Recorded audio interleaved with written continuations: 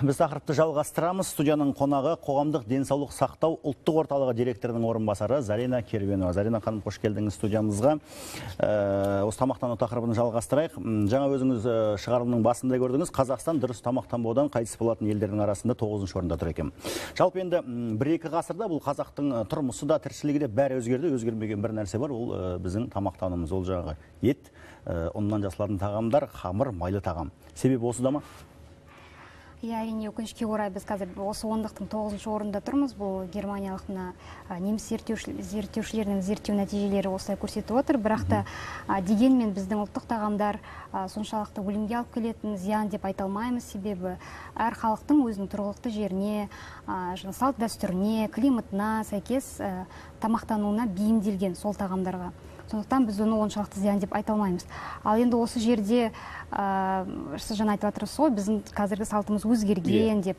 Сол өзгеру салтымен біздің тамақтануымыз да өзгерген. Яғни бұл жерде мен ойламаймын, біздің жаңа ішетін қымызымыз, жейтін қазы етіміз туралы деп. Бұл жерде жаңа көбінесе фастфуд өнімдерін пайдалану бойынша болуы мүмкін. Себебі қазір біздің мемлекетіміздің барлық өңірлерінде осы тез тамақтану орындары көптеп ашылуда. Бұл да үлкен бір мәселені туғызады, себебі бұл фастфуд өнімдері шын мәнінде адам денсаулығына үлкен зор, орасан сондай бір зиян тигізеді.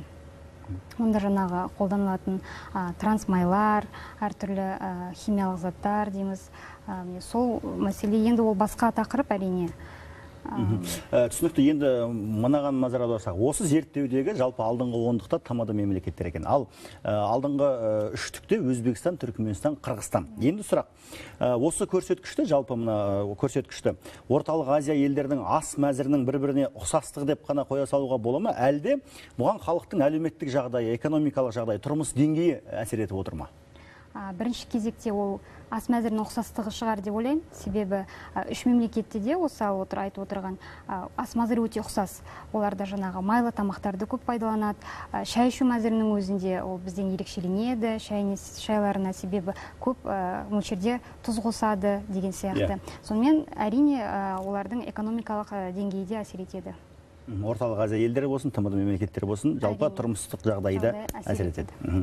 Жақсы, енді Зарина ханым, қалай дұрыс тамақтану керек? Денсаулыққа зиян келмес үшін қандай азық-түлікті қолданған, тұтынған жөн? Осыны айтып беріңізші. Қазіргі кезде көп диетологтар да қазір бізде айтып жүр күнделікті дұрыс тамақтану пирамидасы бар бізде.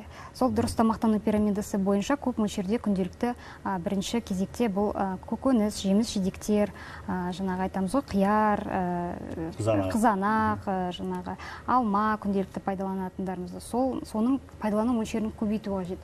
Сонымен қатар күнделікті ішетін суымыз. Таза суды, мына шай, жаңағы сусындардан бөлек таза судың өзін күніне орташа шамамен 1,5-2 литр су ішу қажет.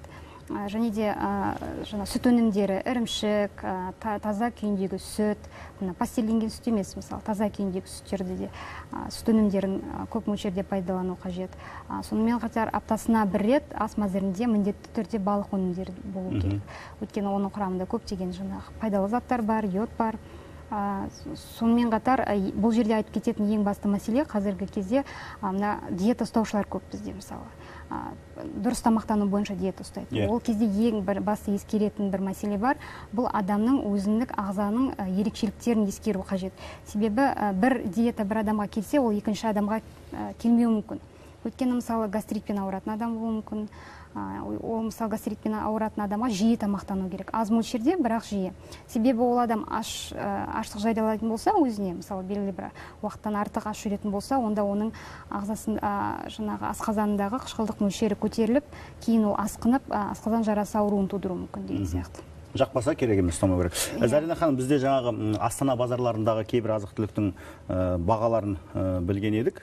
Экранға назар аударсаңыз, аударайық, азық-түліктің бағаларын.